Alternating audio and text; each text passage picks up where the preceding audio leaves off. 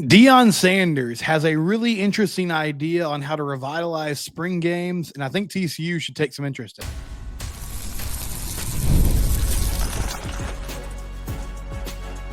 You are Locked On Horned Frogs, your daily podcast on the TCU Horned Frogs. Part of the Locked On Podcast Network, your team every day. Locked On Horned Frogs, your team every day. I'm your host, Steven Simcox. I've been covering TCU athletics for the past 12 seasons. Thanks for making Locked On Horned Frogs your first listen. We're brought to you today by Nissan. Later on in the show, I'll tell you about our Nissan Team of the Week. I will also get into some comments made by TCU athletic director Mike Buddy. He spoke with the media today. A Mark Campbell extension appears to be on the horizon. Men's basketball, Jamie Dixon and his team, they will not be playing in the postseason. Had an opportunity to play in the college basketball crown tournament, decided to pass that up, turn that down, and focus on the offseason. I'll tell you the players that I think they should make their biggest priority, or the guys that they can't afford to lose. I'll power rank some of those guys as we move on into segment 2, but we start today with college football in general, and I have talked a few times this offseason about spring games. TCU, it doesn't appear, is going to have a spring game this upcoming spring. Some parents of current players confirmed this for me when I was talking about Matt Rule and his comments. So Matt Rule at Nebraska came out earlier this offseason and said, hey, spring games are about to become a thing of the past. We're not going to televise them anymore. We're not going to make a big deal about it anymore because there's so much tampering going on in the transfer portal. It doesn't make sense for us to give our players a spotlight like that, or I should say put a spotlight on our players like that and allow other teams to watch film to see these guys and then make offers to them to try to get them to come play elsewhere. And TCU is dealing with that same reality, as is everyone else across college football. And while I understand it, I was super disappointed because as fans, which this is a fan show. That's what it is. I'm a fan. I'm doing a podcast. I get to broadcast to you guys, which I appreciate, and we're sharing opinions back and forth. The spring game is the only chance in the offseason where we get to see TCU in action. Now, can you gain a lot from it? In reality, probably not. But it's the only opportunity we get. And so it's really lame that the fans are not going to be able to watch it. Well, then today, I'm jumping around on social media, and Kevin Borba, who hosts Locked On Buffs, Locked On Buffaloes, Colorado's Locked On podcast, which is really the Locked On Deion show, and I don't blame him for that. I said yesterday, I thought Colorado was the second biggest brand in the Big 12 behind BYU, and it was all centered around Deion. Deion made some comments to the media today, and he said, hey, we're having our spring game. By the way, their spring game is going to be April 19th. It's going to be on ESPN2. And he was like, look, I feel like spring games are about to become a thing of the past. He doesn't like that. And then he threw this idea out there. He said, I would love to see us play someone else because it gets pretty monotonous playing each other all through spring camp, all through fall camp. And he said, you know what? I would love to see it work like the NFL. Another team comes in for some joint practices. You have a scrimmage, a preseason game, and everybody goes back to their respective camps and continues to work. But you get to see your team against different competition. It's an outstanding idea, and it would totally revitalize spring games, which feel pretty dead right now. This would bring interest, intrigue, excitement back to that offseason world. Because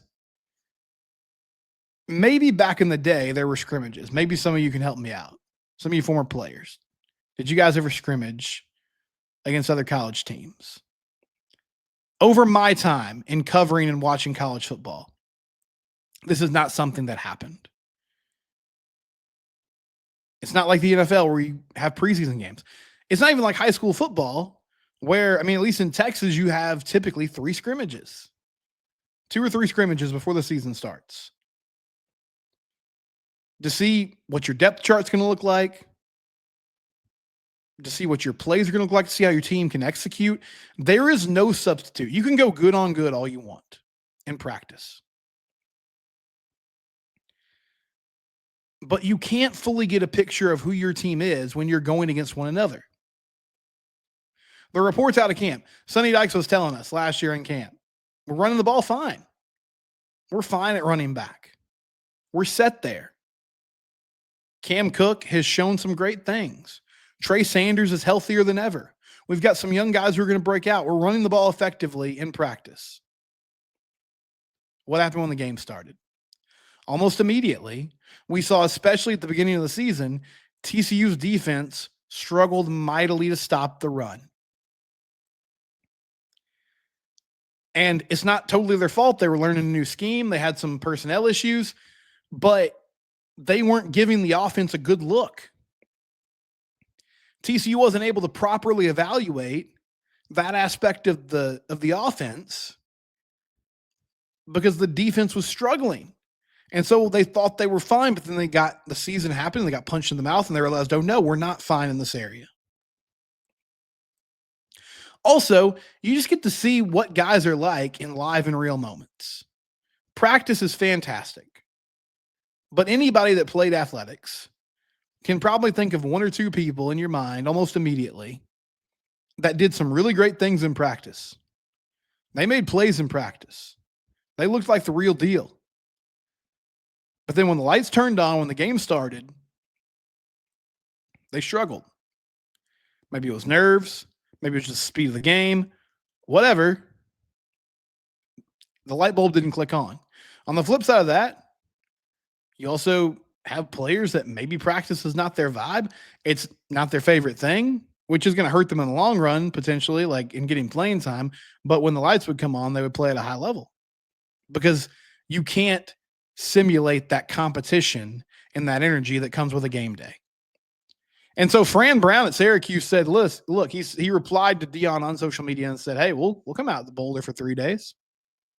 We'll practice against you guys. We'll scrimmage against you guys. It's an outstanding idea.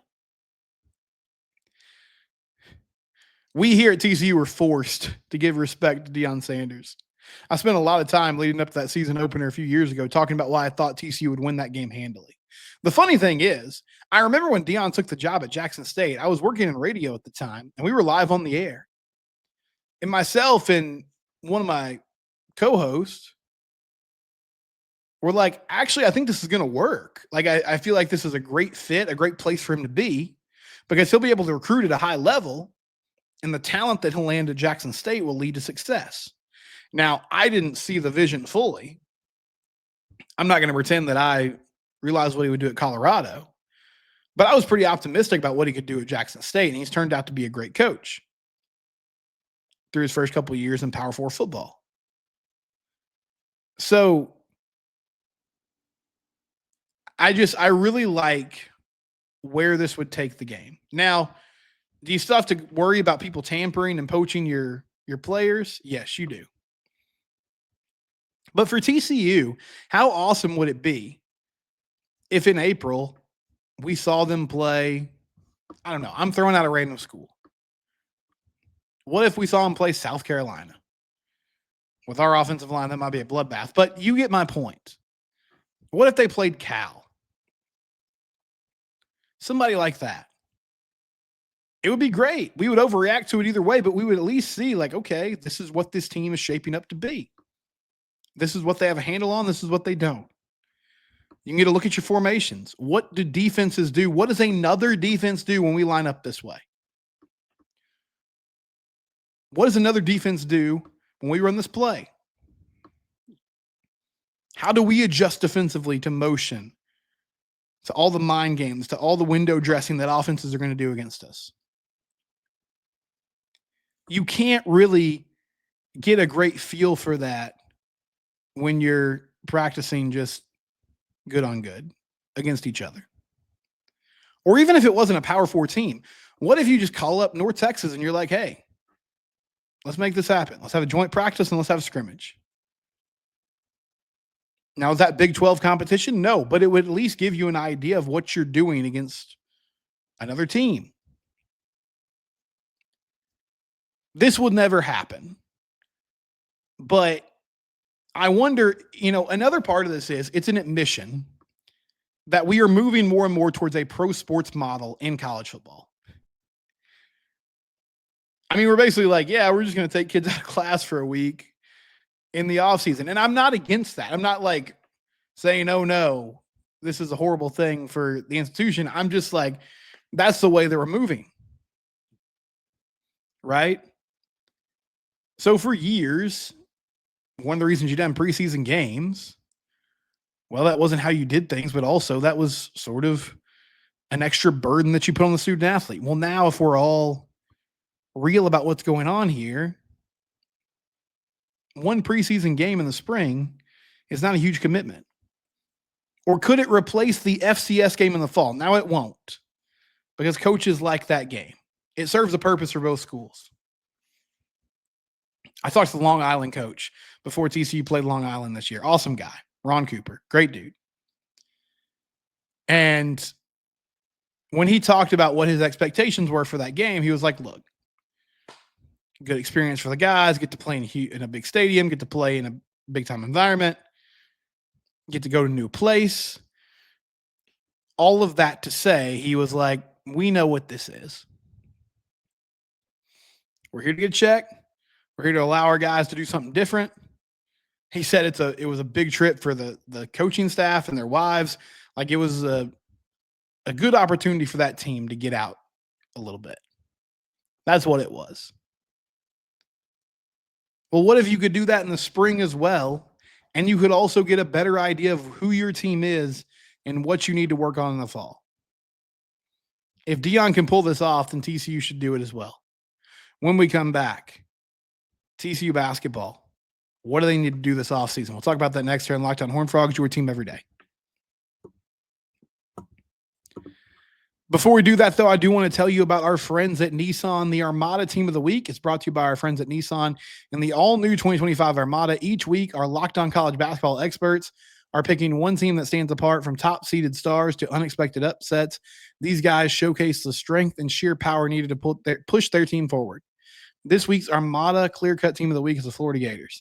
The Gators, led by Walter Clayton, 17 points a game, just dominated the SEC tournament, winning each game by at least 9 points. Not only did Florida grab the 4th 1 seed, but they are the nation's most efficient offense. When it comes to the Nissan Armada, they say go forth and conquer, and that's exactly what the Florida Gators have done. It's clear that our team of the week is ready to conquer the road ahead with confidence, just like you can in the all-new Nissan Armada or any of the Nissan's outstanding vehicles. Take the Nissan Armada, Rogue, or Pathfinder and go find your big adventure at shopnissanusa.com. Again, that's shopnissanusa.com. If you have kids or a spouse or just a beneficiary that you want to make sure is taken care of, Fabric is the place to go for life insurance. Life moves fast, especially when you have a family. One day you're watching them take their first steps. Before you know it, they're off to college.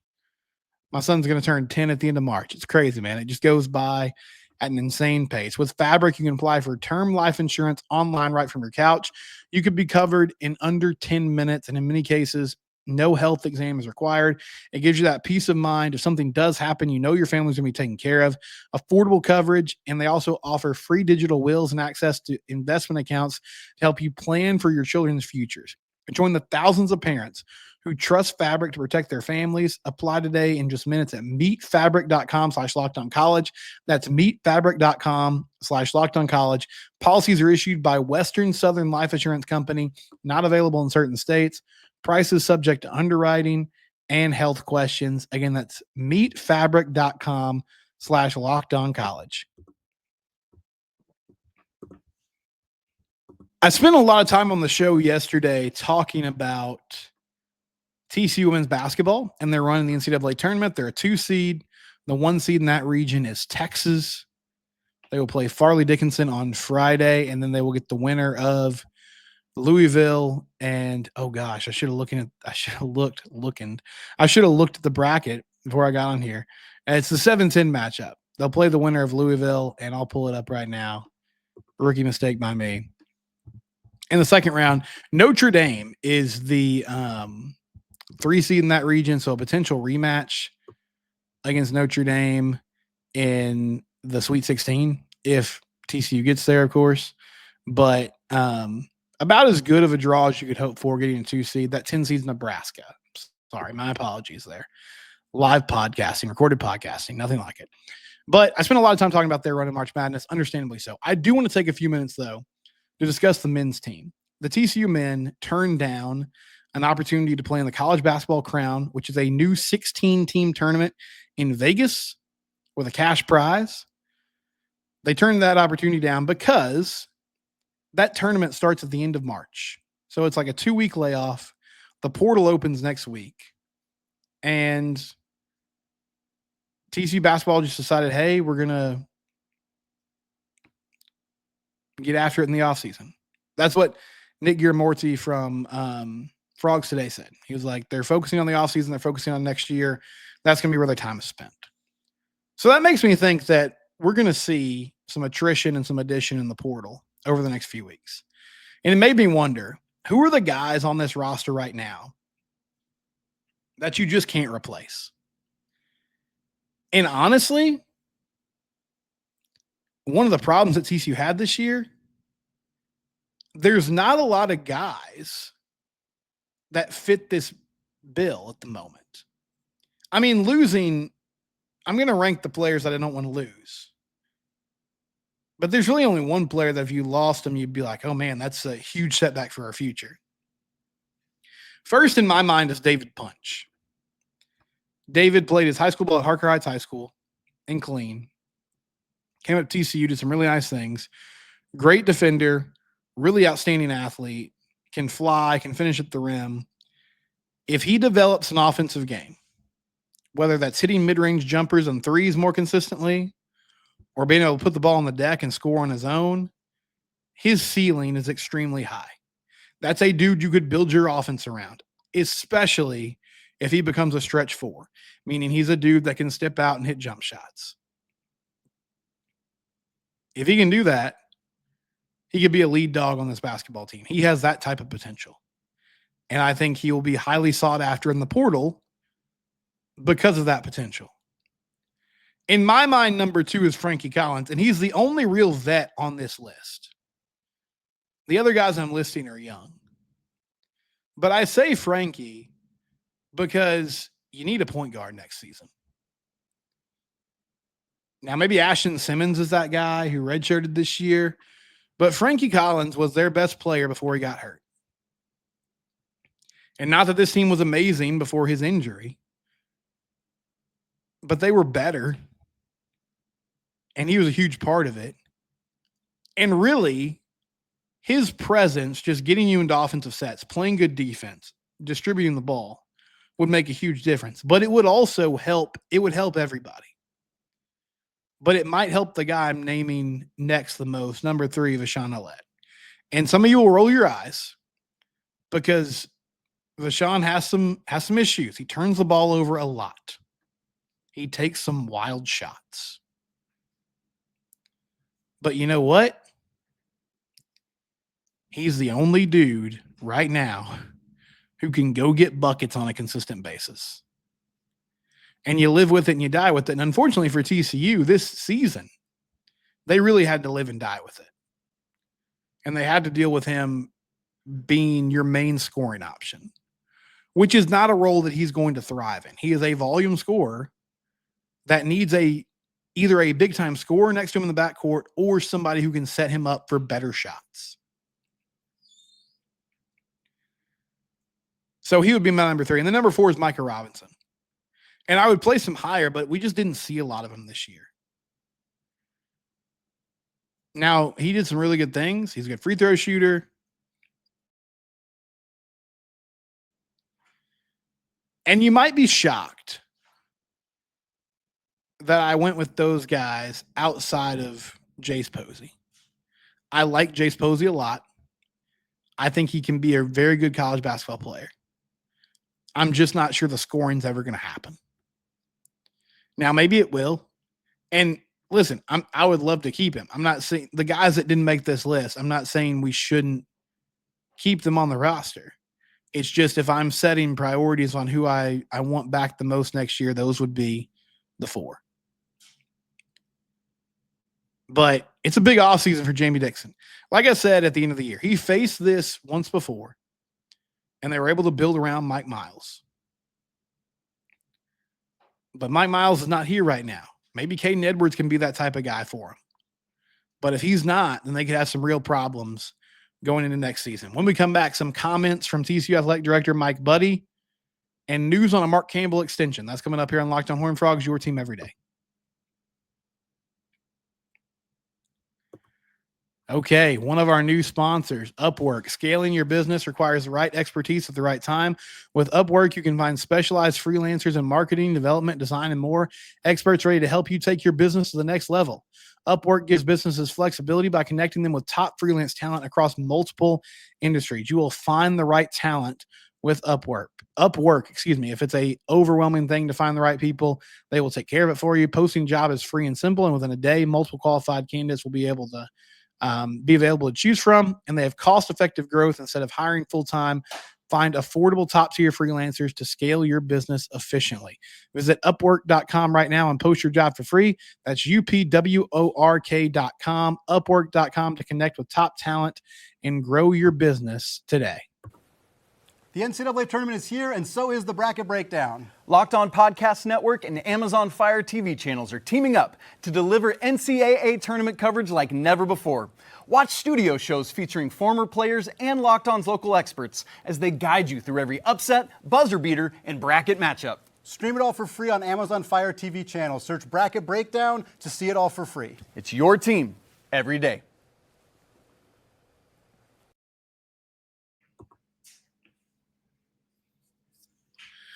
There's our guys, Isaac Shade and Andy Patton, getting ready to cover the March Madness tournament live from the Locked On studios in Dallas. Locked On Network continues to grow every day. It's a team of very talented people, and also myself. Mike Buddy spoke with the media today, apparently, gave a little media session to the assembled crew, and he told Stephen Johnson of the Fort Worth Star-Telegram and the others there that he is working on a extension for Mark Campbell, that's been the top priority since he took the job in January, which is awesome to hear. Now, one good thing about women's basketball, I think they need to extend him. I'm not saying they don't. I feel like that's wonderful.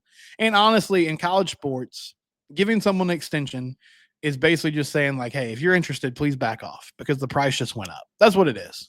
It's saying if you want to talk to this person, if you want to have a serious conversation, you better know what the buyout number is. But the cool thing about women's hoops is not that there's not movement, but if you find a good place and you have the resources, you can build something special.